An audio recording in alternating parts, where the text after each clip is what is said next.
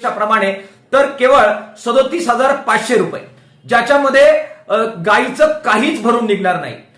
त्यामुळे नौटंकी करत पाण्यात फोटो काढून, जहाजावर फोटो काढून, होड्यांमध्ये फोटो काढून सोशल मीडियावर टाकण्याऐवजी मंत्रालयात बसा, हे शासनादेश बदला।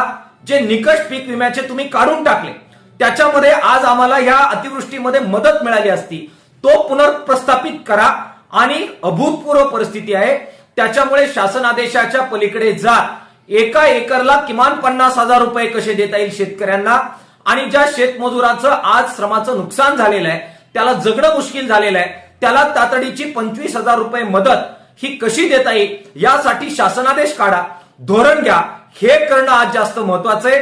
नौटंकी करण्यापेक्षा अशा प्रकारचे निर्णय हे राज्य सरकारने, मुख्यमंत्री आणि उपमुख्यमंत्र्यांनी घेतले पाहिजेत। अशा प्रकारचं आवाहन किसान सभेच्या वतीने आम्ही त्यांना करतोय।